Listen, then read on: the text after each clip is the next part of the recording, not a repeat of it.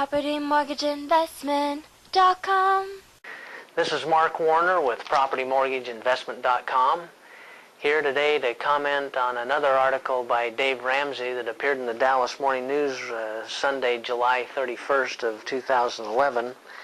A question was sent in to Dave that says, we're thinking about refinancing our home and we'll be talking to a loan officer next week.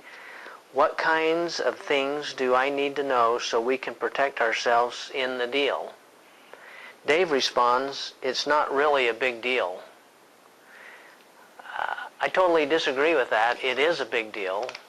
A home is the largest investment anybody usually makes, or at least for a vast majority of people who buy homes, it's probably the largest purchase they will ever make. And the most important function of buying a home is the financing. The home's going to be worth what the home's going to be worth someday down the line, and therefore the financing and how you structure that financing is the most important thing. He goes on to comment that you'll get a truth in lending statement and a good faith estimate or an estimated settlement sheet. And you might want to ask a little more detail, so ask them to give you a sample settlement sheet based on the size of your loan. Well, the devil is in the detail. And therefore, you need to ask more than just a few questions about a settlement statement that shows you the net figure of what it'll cost you to do the refinance. In fact, the new good faith estimate that's been put out by the government that everybody's required to use these days, on page 2, the first line, it says your qualifying or your origination charge on that line, or what the lender will charge you. And in that line is where they lump in everything, all of the charges, including any junk fees that the lender might want to earn. So you need a lot more detail than just that one line on the good faith estimate and in a settlement statement that shows you what those charges are.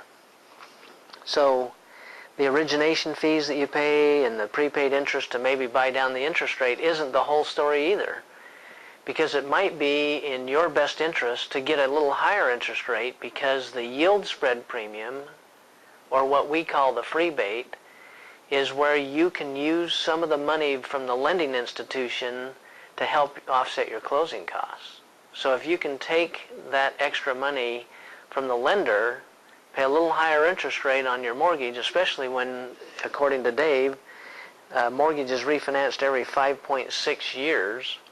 So if you can use some lender money to do that and use that money to put it into some other investment or leave it in your 401k if you're going to borrow against your 401k and earn a better interest rate than the net cost of what that interest rate is based on an after-tax cost on the mortgage, you're much better off to potentially taking a higher interest rate.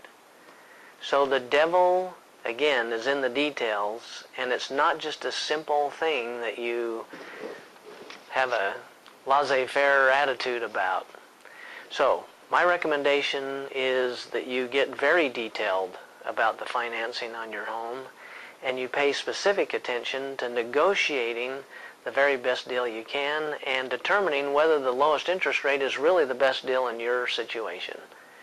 If you'd like to comment on this, you can go to our Facebook page at ratewindow.com, or you can go to PropertyMortgageInvestment.com and comment on any of the articles that are in there, or leave a comment or leave a question, and we'll respond back to you.